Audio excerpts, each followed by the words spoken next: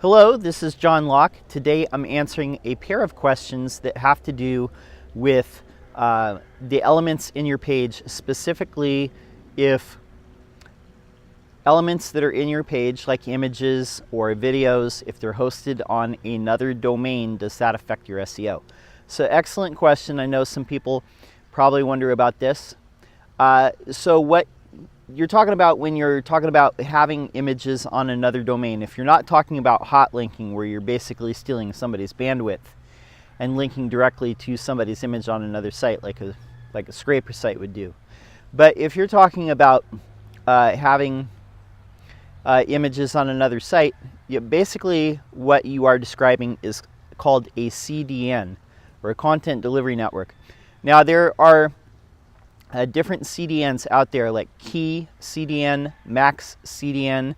There's others. If you are on managed WordPress hosting, a lot of those have plans where you can add a CDN for an extra 10 or 15 bucks a month. But basically why CDNs exist is to speed up the delivery of the page.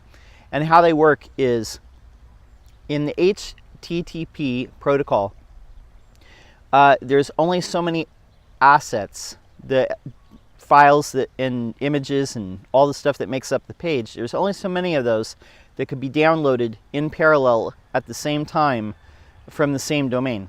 So what a CDN does is they're distributed data centers, like basically servers that are distributed throughout the world that are on a different domain, so you can link your images to that CDN, and instead of downloading from yourdomain.com the files and then waiting for those initial files to download and then the images load, you can download from two different domains in parallel. So namely your own domain, the files that make up the page, and then the images from the CDN domain. So yes, this is something that's very common, and if you look at a lot of the sites that you're familiar with, like Twitter, Facebook, or whatever, they have their own CDNs. If you've ever looked at an image, like actually view image, you'll notice fbcdn.com. Twitter has theirs. It's tw.img or something.com. Something like that. But these are CDNs that these large corporations, these large networks use in order to serve up stuff faster. So no, linking to a image on another site or a video on another site is not going to hurt your SEO. It actually is going to help speed up the page in a lot of cases if you're paying for a CDN. Now if you're hot linking to somebody else's site, say if you see an image on my site and you just link to the image from to directly to my domain, that is stealing my server resources. Some hosts have it set up to where hot linking can't be done cross domain, but some hosts don't have that set up, like on the lower end. So hot linking is the thing that still happens. If you're on really cheap hosting, people may be able to hot link to your images and steal your server bandwidth. But yeah, YouTube, Vimeo, these are embeds from other sites. And the whole point is you don't want to host videos on your own site when it comes to that, because video and images that's a lot of bandwidth compared to HTML and CSS and JavaScript and the things that make up the page. So images and video especially, you want to host on somebody else. Don't try and host a video on your own site.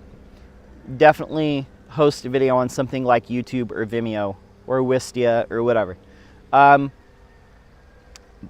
Okay, second question that's related to this is something that I hear a lot too, and that is if I have a Google map embedded, or if I have a video embedded, or if I have an iframe of something else like a calculator or whatever it is, like an iFrame, like an embedded widget on the page, does Google look at that as part of the page for SEO?